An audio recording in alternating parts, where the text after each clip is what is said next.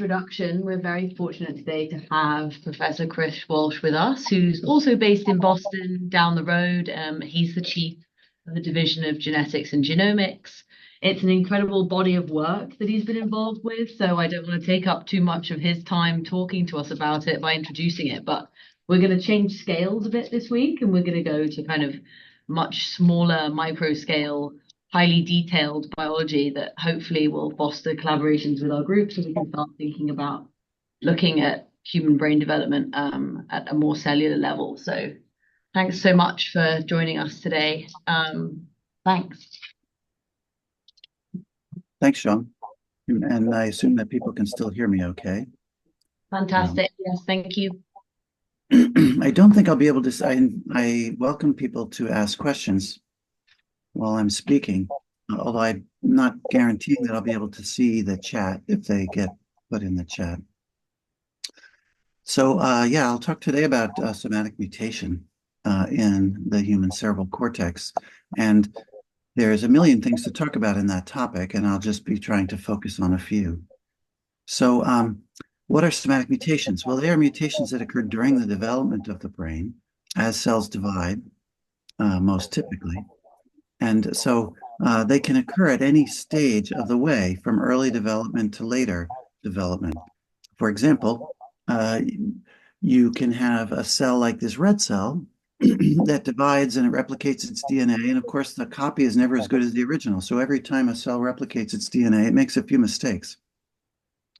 And those mistakes then are propagated in the clonal derivatives of that original mutated cell. So in this case, a mutation happening in that red cell, which would be at the blastula stage, would be shared in all the tissues of the body, as shown by the red shading, but only in a fraction of the cells in each one of those tissues. Or you might imagine a mutation that occurs a little bit later in a cell that is a progenitor cell in the brain after the separation of the neural tissue from the non-neural tissue. And so that would be a mutation that would be restricted to the brain and would be likely in a smaller fraction of cells because it happens at a later stage in development where there's already more cells formed. So that would be a smaller clone. Or you can imagine mutations that might only be in one hemisphere of the brain and not the other, or even in a small quadrant of the brain. So these mutations happen with every cell division, about 2 or 3 single nucleotide substitutions, or SNVs, single nucleotide variants, which is a substitution of one base of the DNA genome for a different base. And most of the time they're functionally silent. But we're increasingly find that certain ones of these somatic mutations can contribute to disease. So a lot of this got started more than 10 years ago. Now, when Ann Peduri was still in my lab, she's already been promoted to full professor and moved on to the NINDS, when she found mutations that activated the mTOR pathway in intractable focal pediatric epilepsy, sometimes involving a whole hemisphere, like that green mutation, or sometimes involving a couple of gyri, like that reddish-purple mutation.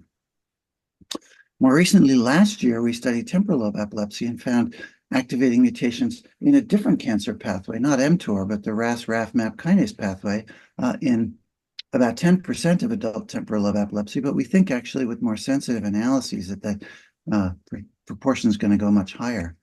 And we're finding contributions of either copy number variants, which is abbreviated CNV, or single nucleotide variants, abbreviated SNV, in a portion of autism spectrum disorders and a portion of schizophrenia.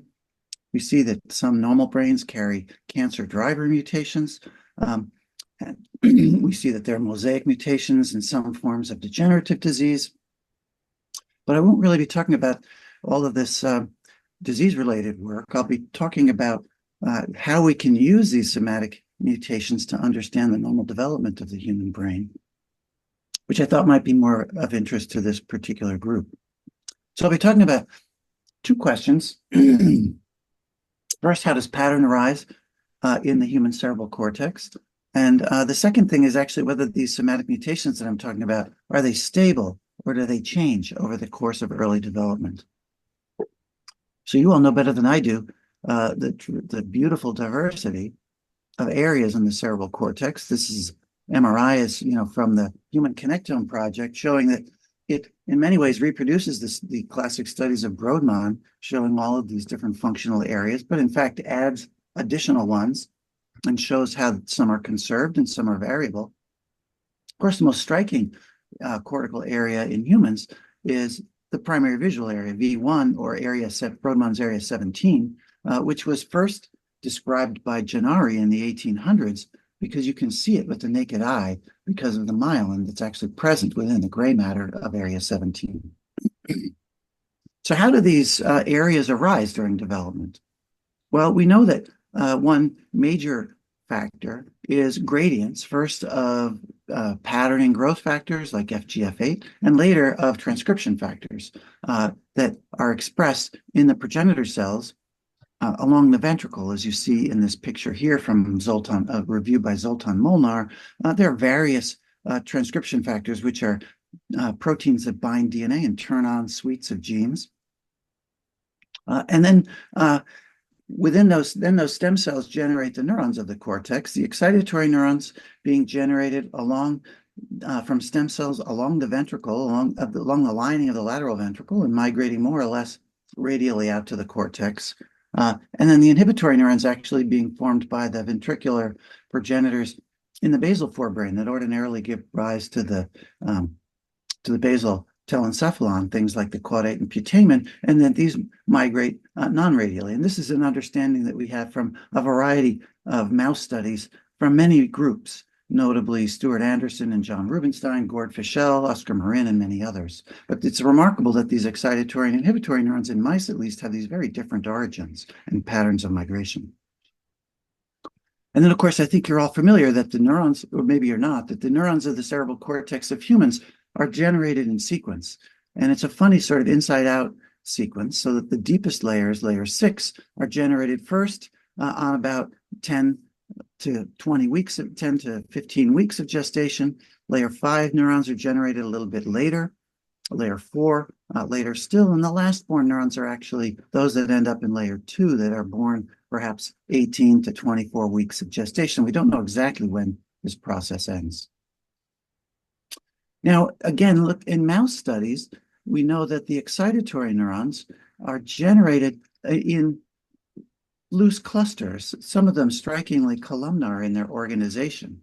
And this shows examples where a single stem cell in the cortical ventricular zone was labeled with various sorts of methods. And you can see the clonal progeny that are derived from that. And you see that it's dozens perhaps, or even maybe 100 cells that are generally in a sort of a centrifuge, or not a centrifuge, but sort of cylinder or column. And so we wondered initially whether the same thing might be happening in humans, or whether there might be fundamental differences, because there's so many differences between our cortex and that of the mouse. And so how do we study that in humans? Well, we can use actually somatic mutations, because they are lineage marks in the same way that these colors are lineage marks. They're just lineage marks that you have to analyze by sequencing the genome of the cells, but they actually represent a DNA barcode that's permanent and that resides in every cell in our body. So in fact, every cell in our body has a permanent record of exactly where it came from, who all of its brother and sister cells are, and in fact, even when they diverged.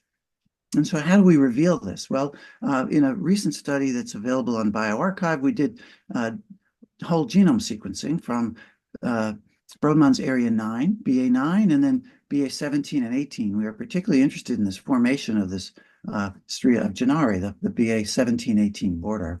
And then we identified these somatic mutations, and then we mapped them across the brain in a variety of ways.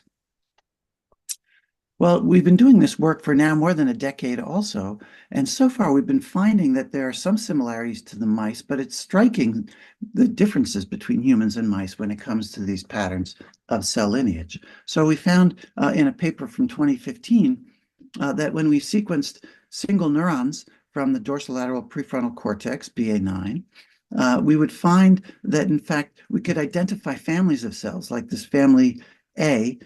Every radius is a single cell, and all of these single cells, about 20 or so, share a particular somatic mutation that unites them as deriving from a common stem cell. Or there's a second family, which we labeled B, that share this light green mutation B1, or this family shares C1, and this one shares D1. And so what we find is that the neurons that are intermingled within a column of the prefrontal cortex derive from at least 4 different lineages. We now think it's more like 6 or 8, because you see this circle only accounts for about half of the cells that we analyzed that we could actually put into families. The others, we couldn't identify mutations to put them into families. But that the neurons derive from at least 4 different lineages, at least 5 different lineages. And in fact, these early mutations, A1, B1, C1, and D1, they occurred at the very early blastula stage because they're in all of the different tissues of the body. And so that means that the pink cells in the cortex actually are more closely related to pink cell-derived cells in the heart or the liver than they are to the neighboring blue or green cells that come from completely different progenitor cells traceable all the way back. And so that the cortical columns are very deeply polyclonal, and that there's intermingling of cells from very divergent lineages that diverge from, again, the earliest stages. And so that seems different than the mouse, although we're not actually sure whether the mouse is actually like that if we did the exact same experiment. And then we can find that within branches, there are mutations that occur in sequence. And so mutation C2 is present in some but not all of the cells that carry C1, and so on.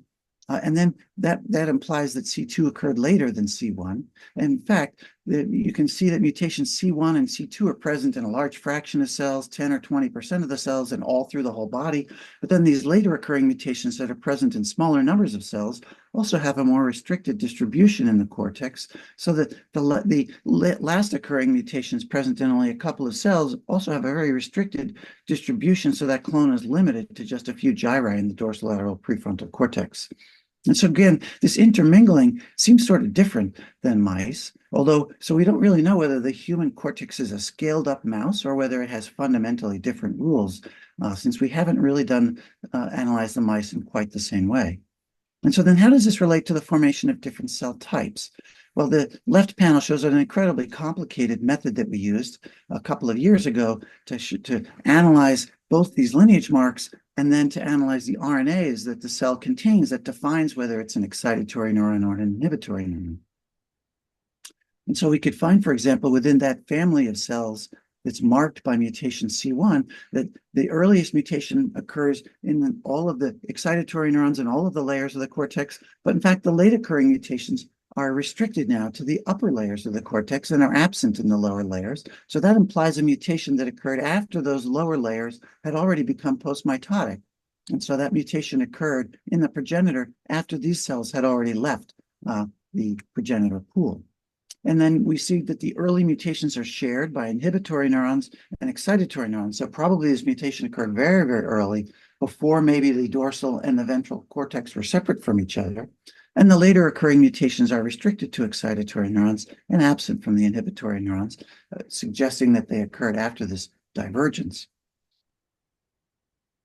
But again, the degree of dispersion of these clones across the cortex is quite striking. This mutation here, number A5, is only seen in the middle and the upper layers of the cortex. So it must have occurred at a relatively late stage of neurogenesis, and yet that clone is dispersed over the better part of the entire prefrontal cortex. And in each one of those Brodmann's areas that we analyzed, it's in fewer than 1% of the cells. And so we see not only this early intermingling, but also this late intermingling as well. And so again, like I say, a pattern that strikes us as fairly different than what has been described in the mouse. So in work that's now on bioRxiv, we've come back to this question of lineage to ask specifically, what about the 17-18 border? I mean, this is such a sharp difference. How does that arise during development? And so I'll talk about 2 studies that are in revision now at the moment that study the development of the 17-18 border from different ways. So first, to study that, like I said, we did this deep sequencing from the frontal cortex and then from BA17 and BA18.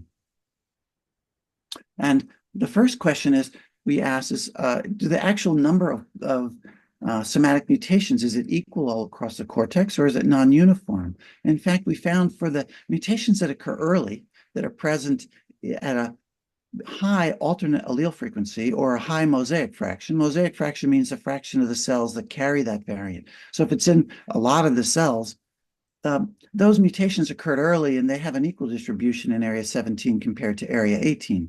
But the later occurring mutations we found are actually more common in area 17 than 18. So it looks like there's something very unequal about the 17-18 border that looks like it might be different than the frontal cortex.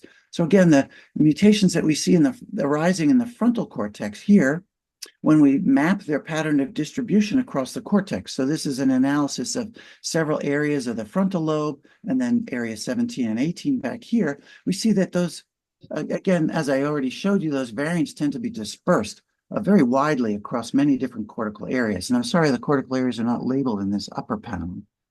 But then the variants that we find in area 17 or in area 18, they are sometimes widely distributed if they're present in a very large fraction of cells as you'd expect, but these later occurring variants can actually be quite restricted, particularly to area 17 and sometimes to area 18 as well. So in fact, the 17-18 border does look like it's different than the way the frontal lobe develops because there's at least some restriction of patterns of clones across that border. And so then how does this relate to the formation of these different cell types, the excitatory and the inhibitory neurons? Well, some of you may be familiar with the fact that you can use the RNAs that cells contain to classify them into cell types. This is called single nucleus RNA sequencing. And so these different clouds represent the different cell types in the cerebral cortex. These are GABAergic neurons over here that express VIP or somatostatin. These are various upper or lower layer glutamatergic neurons over here, and so on. Well, when we do this more detailed analysis, we find that actually the separation of the excitatory and the inhibitory lineages in humans is also different than in mouse, because we find these variants that even that occur very late. This whole genome mosaic fraction is only 1%. So only about 1% of the cells carry this variant, and yet, so it must have occurred very late, and yet it's shared by excitatory neurons shown in red and inhibitory neurons shown in green. And this is a rule, not the exception. Here are other examples as well. And it turns out that our data are very consistent with two recent papers from other groups that have shown that there is this in humans, in contrast to mice, that a fraction of most of the inhibitory neurons are formed as in mice from the basal telencephalon, but a fraction of them are formed in the dorsal cortex as well. So there are two sources of inhibitory neurons in humans, both the expected ventral source that migrates into the cortex, shown here by these green arrows, but also a smaller dorsal source shown by that radially projecting light green arrow as well. So humans are different than mice in many ways. Interestingly, when we analyze the different cell types across the 17-18 border, this segregation of clones at the 17-18 border is probably even more sharp than our data suggests, because here's an example of a clone that generates neurons in BA17, but in fact, even though the clone gives rise to cells in BA18, it doesn't give rise to neurons. It only gives rise to glial cells, which we know are very highly migratory. So to summarize the human cell lineage, it differs from mice in several prominent ways. We see this widespread clonal dispersion in humans across the frontal lobes, but in contrast, the other parts of the cortex show very different patterns. There's evidence for at least some clonal restriction at later stages of neurogenesis at the 17-18 border, apparently by some sort of clonal amplification that happens in BA17 itself.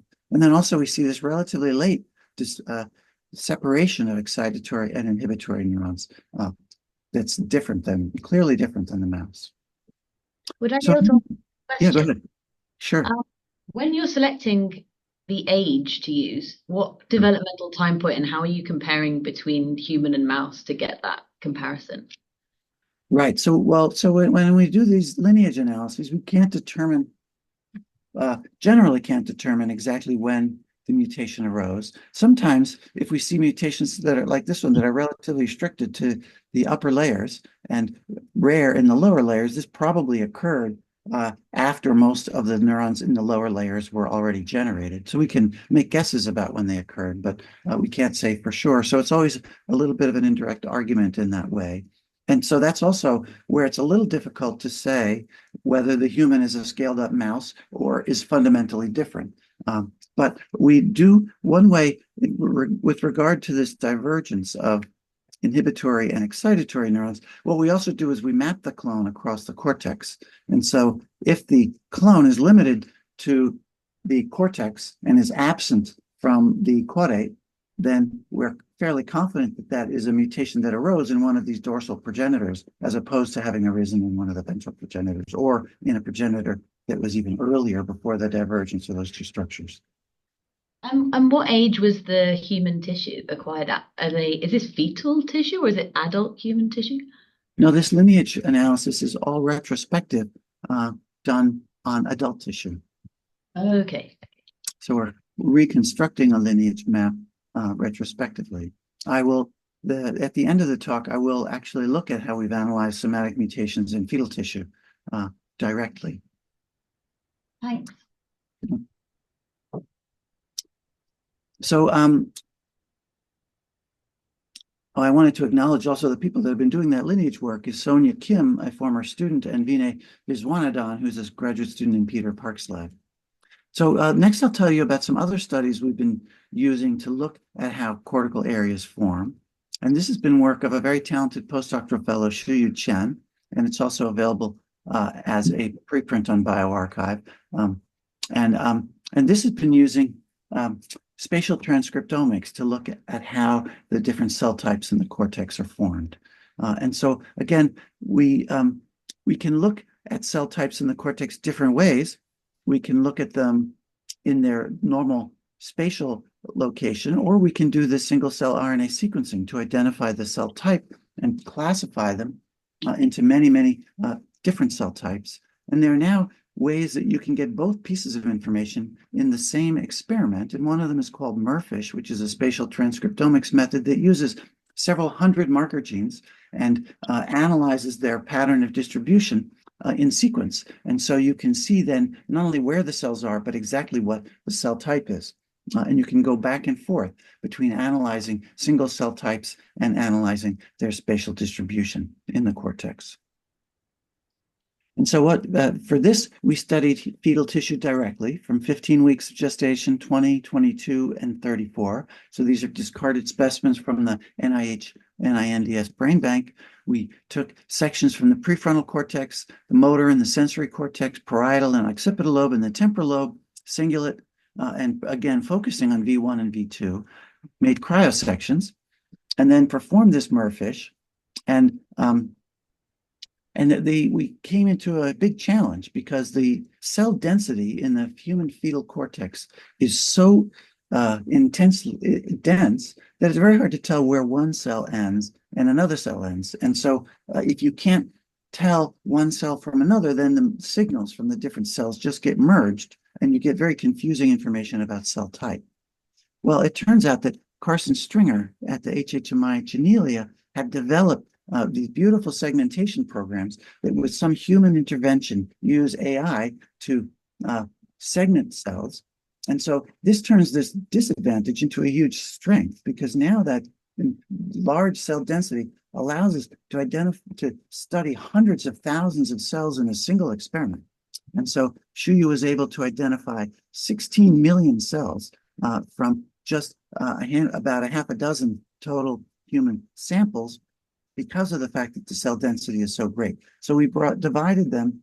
We analyzed this in collaboration with Dr. Mingyao Li's lab from University of Pennsylvania, specifically Kyle Coleman and Shenzhou Jiang, who are two students of hers.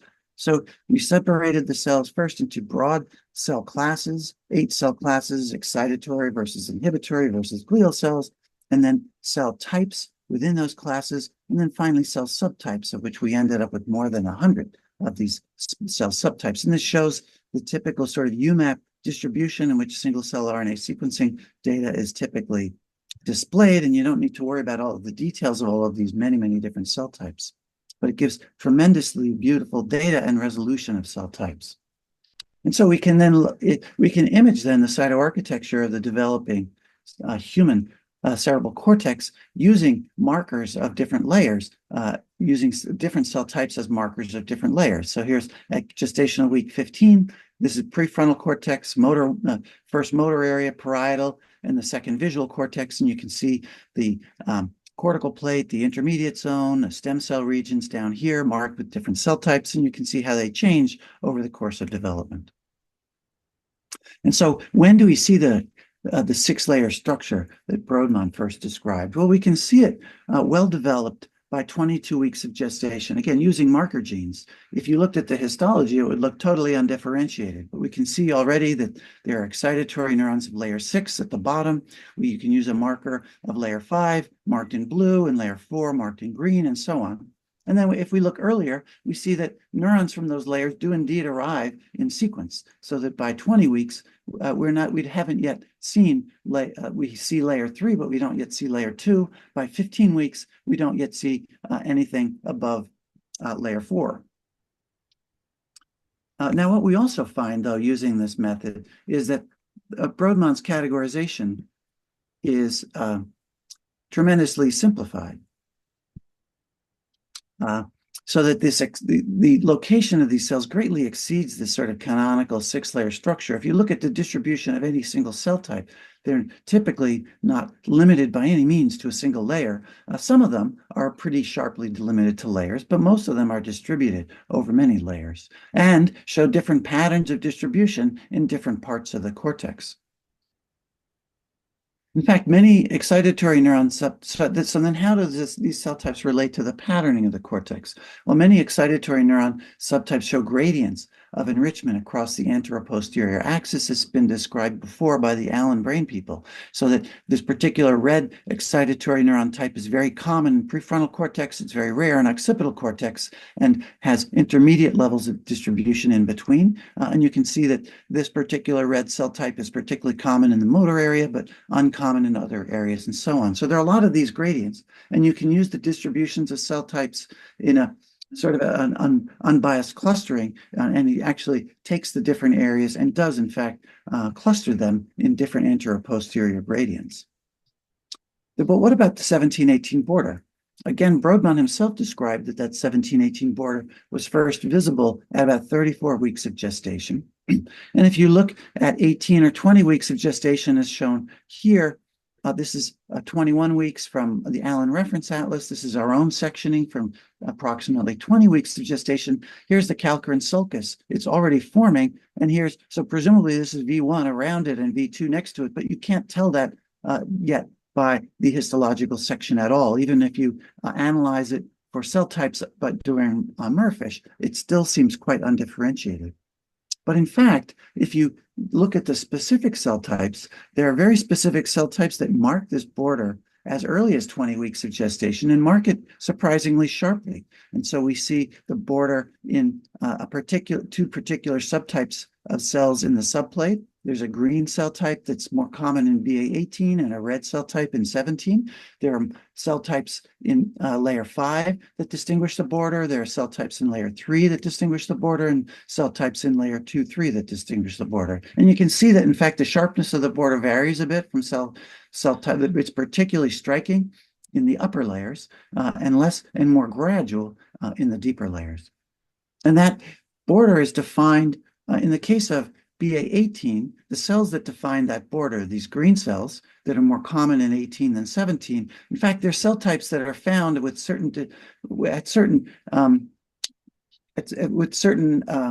prevalence all throughout the cortex, but are a little more common in BA18. So you see that this particular cell type is present quite common in prefrontal cortex, but is also seen in the occipital cortex. In contrast, area 17, shown by these reddish purplish cells, in fact, is defined by cell types that are almost absent from the rest of the cortex. And so, in fact, area 17 has almost unique cell types compared to the rest of the cortex.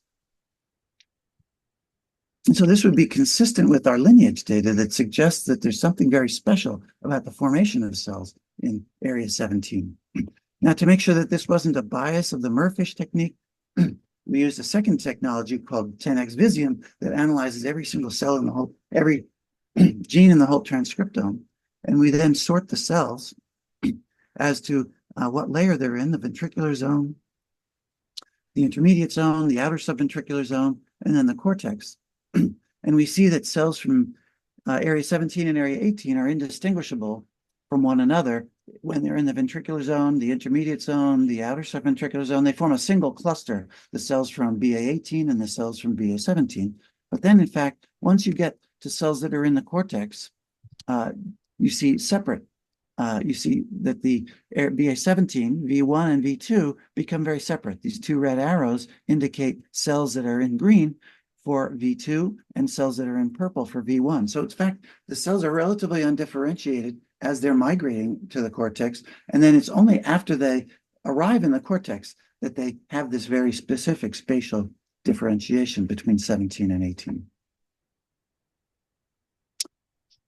And so, so what I've told you is that the V1, V2 border is sharply defined by late cell lineage and by gene expression. So what sorts of mechanisms might form this? Our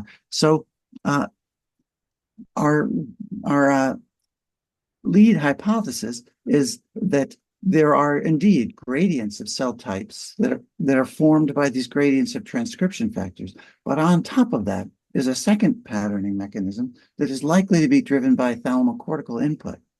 And that the thalamocortical input doesn't just create the connections, but that also has a role in actually specifying the cell types that are formed uniquely, at least in this one primary sensory area. And there's evidence from this from macaque, where if you remove the eyes in a fetal macaque, the lateral geniculate nucleus degenerates. And you see actually that the development of area 17 is very abnormal. And there was a beautiful study in mice from Larry Zapersky's lab suggesting that actually raising mice with eyes closed delays and can disrupt, in fact, the differentiation of cell types, particularly in these upper layers of the cerebral cortex. And so we think that these embryonic thalamic axons not only play a role, again, in creating the connections, but also play a role in actually telling the cells what to become. We've looked for some clues from that, from our transcriptomic data. We've looked for what we find is that if you look at the sort of gene pathways that are upregulated in V1 relative to V2, you see that many of them relate to synaptogenesis, cell-cell adhesion, transsynaptic connections, suggesting that synaptogenesis is obviously very, very important, even at very early stages. And there are specific pathways like neurexin pathways that seem to be upregulated in V1 relative to V2. So to summarize this part of the talk, then, the six-layer structure, as defined by excitatory neuron subtypes, is visible long before cytoarchitectonic layers are visible.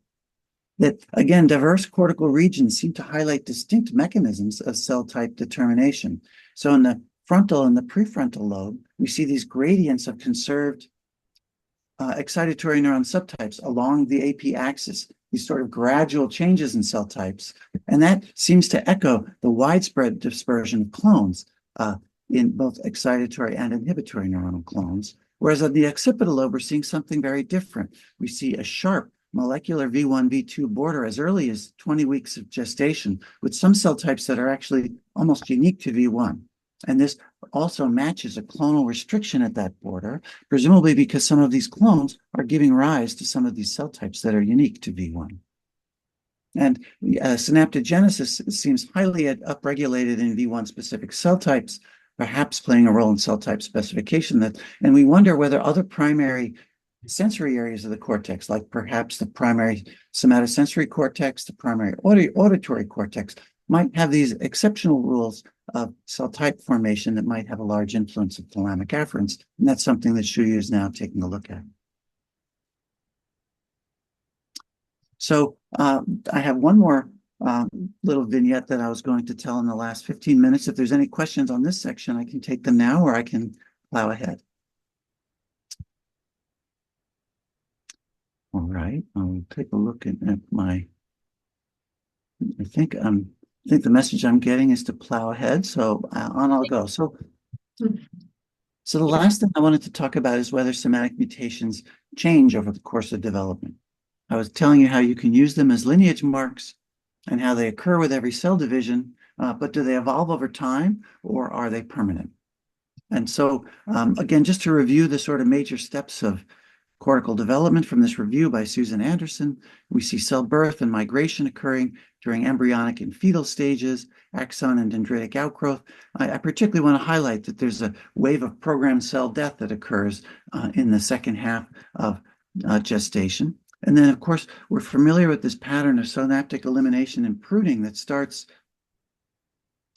at least in the first year of life, and that goes on for we don't know how long, maybe throughout, maybe lifelong development. So it turns out, I told you that this development of the cortex is very error prone. And I just want to emphasize how incredibly scarily error prone it really is.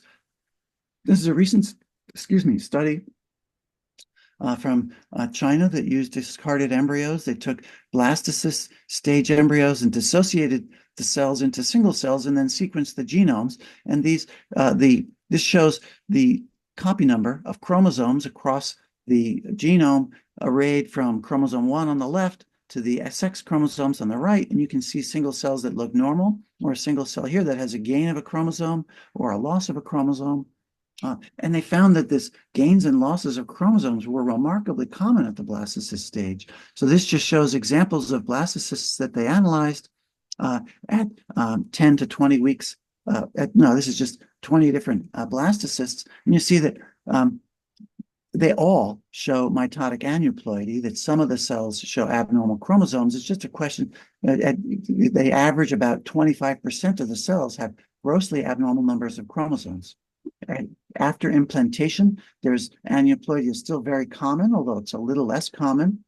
And then they even looked at single neurons of the cortex. And again, they continue to see 5% or so of the single neurons that are actually have gross gains or losses of entire chromosomes. Now, this seems like a really bad thing for the brain, because we know that gains or losses of segments of the chromosome are associated with autism spectrum disorders. The recurrent copy number variants, particularly well known as deletion or duplication of 16p11 or duplication of 15q11, or the Williams syndrome region on 7q11, but also gains and losses of just a copy of a gene by point mutation is the basis of most of what we know about autism spectrum disorders. There are more than 1,000 genes that are associated with autism spectrum disorders due to mutation of one of the two copies. And so, particularly for the brain, you need to have two functioning copies of more than 1,000 different genes to avoid getting autism spectrum disorders. And so how does the brain deal with all of this early aneuploidy that's a function of the early embryo? And so what happens to neurons with damaged genomes over the course of development? Do they stay there forever, or does something happen to them? And so this has been the work of Diane Shao, who is a brilliant MD, PhD pediatric neurologist working in my lab. And she worked with Yifan Zhao from Peter Park's lab. And so Diane developed a new genome sequencing technology that would give us very accurate counts of gains and losses of small segments of the chromosome, smaller than whole chromosomes. And Yifan was the bioinformatician who developed the method for analyzing that. And then we looked at it over time, over the course of fetal and postnatal development, to see if patterns of gains and losses across the genome change. So this is what the results look like. What she did was she dissected cells from the cortical plate. And when you analyze them by single-cell RNA sequencing, they're almost 100% neurons. They're 98% neuronal, either inhibitory or excitatory. And so we knew we could get a pure population of neurons by just physically dissecting the cortical plate under a dissecting microscope. And then you see that some of the cells, when they're analyzed, are diploid. Some of them are highly aberrant, even more aberrant than the ones that I was describing at early embryonic stages. You can see there are gains and losses of portions of chromosomes. This is gain of a part of a segment of a chromosome. This is a loss of a segment of a chromosome. Occasionally, like here, is a gain of an entire chromosome, because the vertical gray lines, this is chromosome 1, and then there's a gray line. This is chromosome 2 and chromosome 3, and so on. So you see that some of the gains and losses are segmental, and some of them are entire chromosomes, which we refer to as chromosome aneuploidy. Now, the CNV calling we're talking about single cells here. So as you can imagine, there are various sort of artifacts you have to be very sensitive to.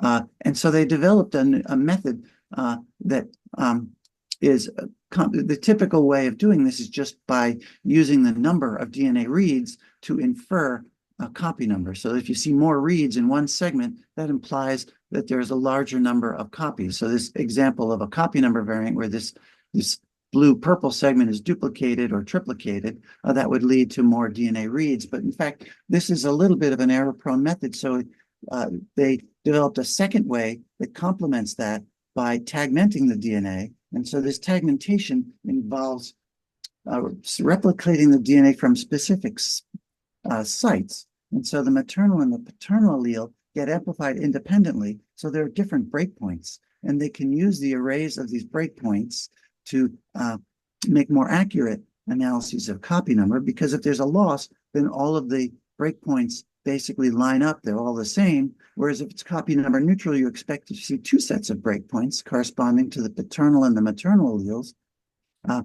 But if you have then amplification, you might see three patterns of alignment indicating the triplication. And so this gives you an additional information about whether there's gains or losses. And so this summarizes what they found when they analyzed more than 1,000 single neurons from prenatal brains or postnatal brains. And so now we see the chromosomes arrayed around a circle, chromosome 1 being the biggest, chromosome 2 is the next biggest, and so on. And then gains and losses are indicated by green as a gain and red as a loss. And what you can perhaps see with your own eye is that prenatally there's a lot of the neurons have massive numbers of gains and losses, lots of green and red, and then the neurons near the center of the circle have relatively normal looking genomes. And prenatally, you see quite a lot less red and green. There's still some abnormal neurons, but there are relatively fewer of them. And we can categorize those gains and losses into several different types using programs that are used to analyze cancer. You can see that some of the cells are mostly diploid. Their genomes look pretty good, and so we use green to indicate them. Some cells have a lot of gains. Some cells have a lot of losses, and some cells have all kinds of stuff, both loss that have and large-scale losses of a lot of the genome. And so what we see is that the prenatal neurons, about half of them have relatively normal-looking genomes, and half of them are highly aberrant. But then the postnatal ones, about 80% of them look normal, and fewer than 20% of them are aberrant. So somehow, right around the time of birth, the brain somehow eliminates more than half of these genomically aberrant neurons. Now, what causes the copy number variants in the first place? We suspected that they were due to these early cell division processes. And in fact, we find that the breakpoints are associated with replication timing. They're more common in early replicating parts of the genome. And so that indeed suggests that they have a relationship to replication, and they probably occur during the replication of cells. So that's very consistent with them relating to these early events that I told you about from this study from China. So Diane has analyzed to get more evidence that there's actually gains and losses of chromosomes. She's analyzed cells histologically. And in cancer, in fact, when cells gain and lose chromosomes, when there's chromosomes that don't segregate properly, they end up in the cytoplasm, but the cytoplasm hates unencapsulated DNA because it's very toxic to the cell. And so, in fact, it encapsulates it with a small piece of nuclear membrane that's called a micronucleus. And you can see these micronuclei are very common in the developing cortical plate, these little blobs here that stain for nuclear markers. And so they are independent evidence that there are these large-scale gains and losses of chromosomes in the developing cortical plate. And we work with Sandro Santagata at the Brigham and Shannon Coy, who've analyzed these micronuclei in the setting of cancer. So this shows a three-dimensional photographic image of normal nuclei at the top, and then several of these micronuclei. And in fact, what happens to these micronuclei is that they sometimes can rupture. That unleashes a specific signaling pathway called the BAF pathway, and this often leads to cell death. This also activates this cytosolic DNA sensing mechanism called cGAS. So what I've just told you is that in the normally developing brains, you see this generation of widespread copy number variation during development, affecting half or more of the neurons. How do non-cycling cells maintain genetic integrity? We know that dividing cells are under constant selection, so that those with highly aberrant genomes are less competitive unless they have cancer driver mutations, in which case they're more competitive. So there's a constant selection in dividing cells. But how about non-cycling cells? How are they able to regulate their genomic integrity? Well, what we found that's interesting is that the removal of large-scale copy number variants and the removal of small-scale copy number variants, they're cleared over different time courses. And so if we look at the large-scale copy number variants that involve many sites in the genome, they're particularly common in the prenatal neurons, shown here in red. And then they, as I've told you, are dramatically less common in neurons from postnatal individuals. And they also seem to show perhaps a continuing gradual drop-off with age, as has been previously described by Mike McConnell. And so it appears that the time, whereas then these smaller copy number variants, they're eliminated mostly postnatally. And so they're still quite common near the time of birth, but in fact, they also become less common with age. And so it seems like there's slightly different time courses for elimination of the very large, very aberrant genomes and the somewhat less aberrant genomes.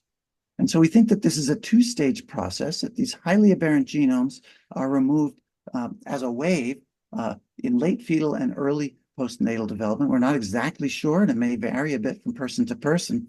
And then these smaller subchromosomal copy number alterations are eliminated more gradually postnatally over time.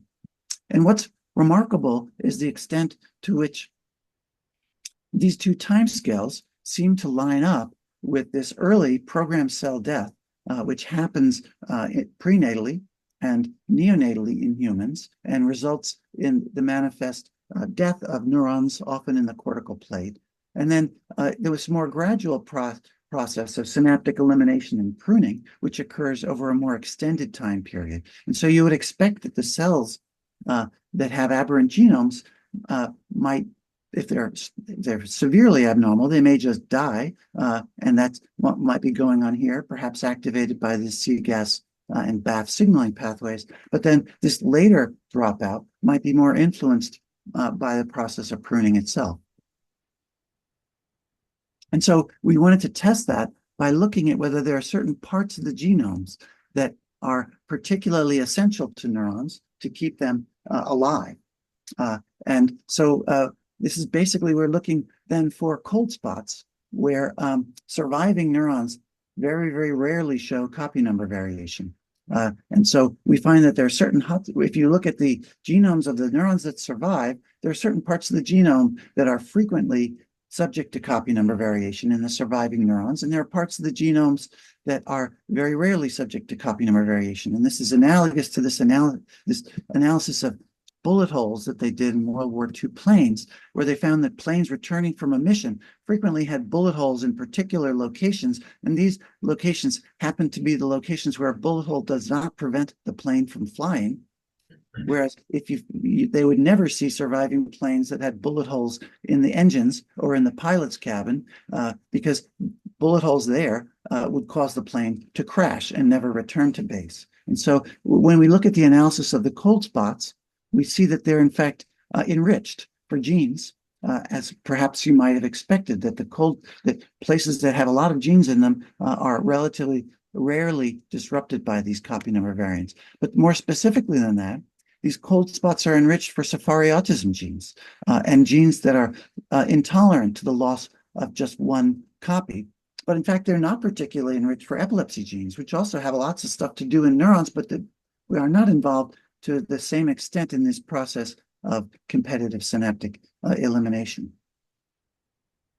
And so we think that it's possible that this elimination of damaged neurons might, to a certain extent, be mediated by this competition for synapses, and the neurons that can't compete might tend to be more likely to die. And so we can see then this pattern of pruning to be a method of genome quality control.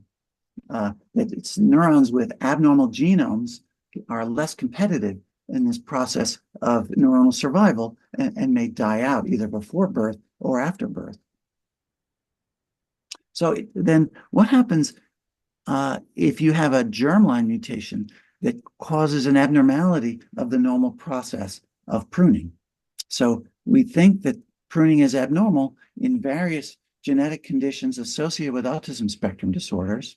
And we happen to have analysis of a couple of controls and a couple of patients that have germline duplications of the 15q region.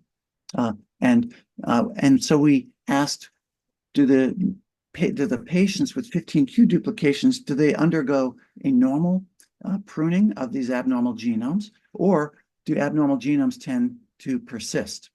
And so in these just couple of cases that we've analyzed so far, we can see that, in fact, the 15q duplication patients, they not only, all of the cells share, shown in red here, they all share the duplication of proximal chromosome 15, but in fact, they also have, some of the neurons and not others, have diverse various gains and losses across the chromosome, and that these are relatively normal in these are relatively uncommon in these age-matched controls, but you can see that the 15q duplications not only have a germline duplication present in all cells, but also are more likely to have individual cells that have highly aberrant genomes.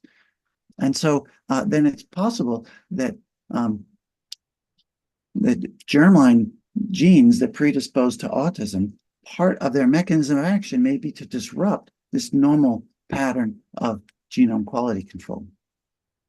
So it's possible that abnormal synaptic pruning might cause retention of neurons that have grossly abnormal genomes that would ordinarily be weeded out, but which fail to be weeded out because the whole system is not working properly because of the germline mutation. And I just want to reference here Peter Huttenlocher, who first described this phenomenon of synaptic pruning however many years ago, 50, 60 years ago, by showing that the number of synapses actually reaches a maximum soon after birth and then actually goes down after that. And he was one of my mentors at the University of Chicago, where I was a medical student. So this summary of this section then, these prenatal neurons frequently have severely abnormal genomes. About half of the neurons have significant abnormalities of copy number, but there's a substantial, but about half of these, half that are abnormal are disappear near the time of birth, and that there seems to be a more gradual postnatal elimination of genomes with more modest abnormalities, and that genes essential for synaptic development are underrepresented in the regions that are disrupted by copy number variation, suggesting that these genes might be very important to ensure the survival of neurons. And so I'll just end by making sure I've acknowledged all the people that have done the work. The spatial transcriptomics was done by, led by Shuyu, and again, our collaborator Mingyao Li and Kyle Coleman and Shunju Jiang from University of Pennsylvania, and Carson Stringer, who developed the segmentation method. The cell lineage analysis led by Sonia Kim from my lab, along with Vinay Viswanathan from Peter Park's laboratory. And Peter's been our long-term collaboration on so many different projects. I can't believe that I don't see his name anywhere on this slide, so I will go and fix that slide right away. But thanks very much for your attention, and I'd be happy to answer any questions that people might have. Thank you so much, Chris. That was an awesome talk. So lots of things to think about. The first question I have is the environmental influence. How much do you think is, getting to all this important things happening around the transition to birth? How much do you think environment plays a role in determining whether you end up with one of these abnormal genomes? Yeah. So I don't know the answer to that, but that's exactly the question running through our minds. So this weeding out of abnormal genomes could be regulated by all kinds of things. Mm-hmm. And if you don't weed them out, you obviously have these neurons which have poor function. And so it's basically noise. It's basically noise in your brain.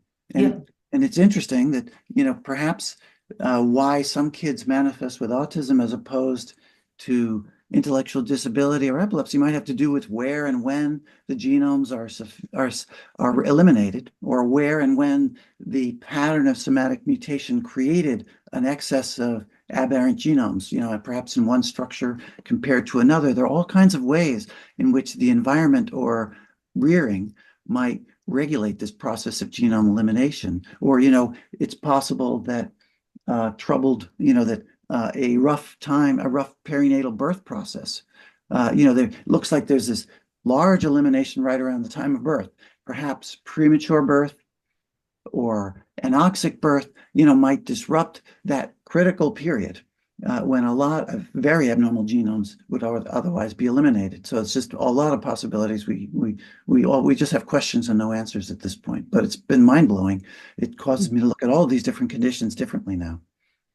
It's really fascinating to me too, in terms of how diffusely over the genome a lot of these mutations happen. So it makes you understand a lot of the disorders we see are not just brain. They are, like DeGeorge syndrome, for example. There's, so your diagrams really beautifully pick up that component. But it kind of is different than I was used to thinking about development, in terms of the higher order things are evolutionarily the last. And so our visual cortex should be exactly like a mouse or similar to a mouse. And now this is very different. At least now it seems to be more layer based. So the upper layers are more different than what the animals are. So it's not only distribution, but also layers. Right. Yeah, I think that it really seems like it's the upper layers of the cortex, which are the last developing and to a certain extent the last evolving, that seem like they're, the most dynamic regionally in the human cortex, and then the most likely to be influenced by thalamocortical afferents. That's what the Zapersky study in mice showed, that it's really the layer 2-3 neurons in mouse. And so we suspect that something analogous to that is probably even more important in primates and humans that which have the great elaboration of layers 2 and 3. I could go on and ask you questions for another hour or two, but I'll give everybody else a chance to ask questions too.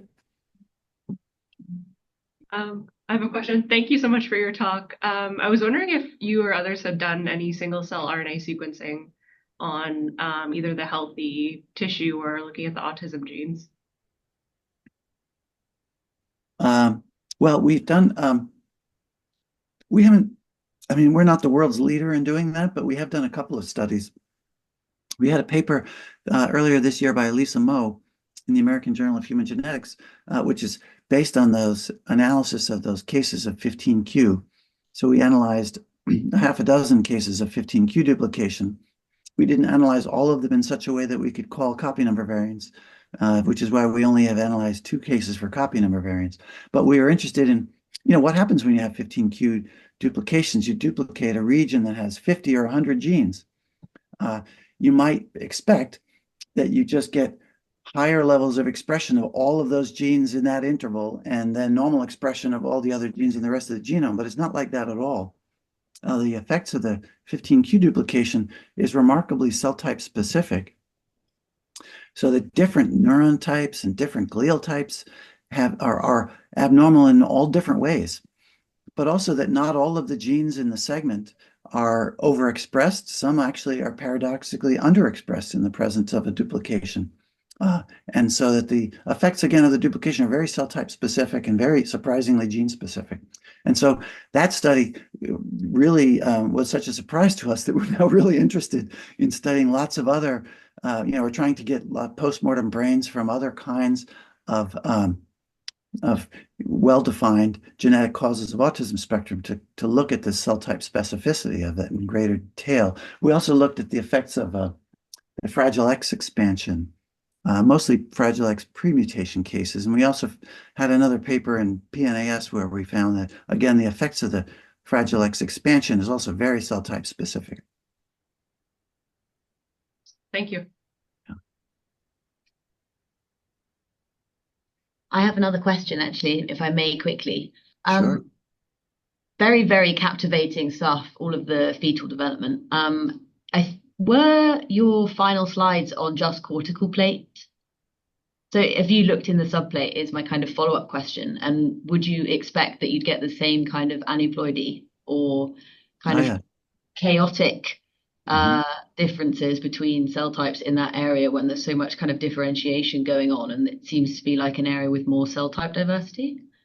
Well, that's a great question. For the purposes of our initial studies, we weren't really being that choosy about the layer or the cell type. And we dissected the cortical plate, which would probably not include very many subplate neurons. We could go back.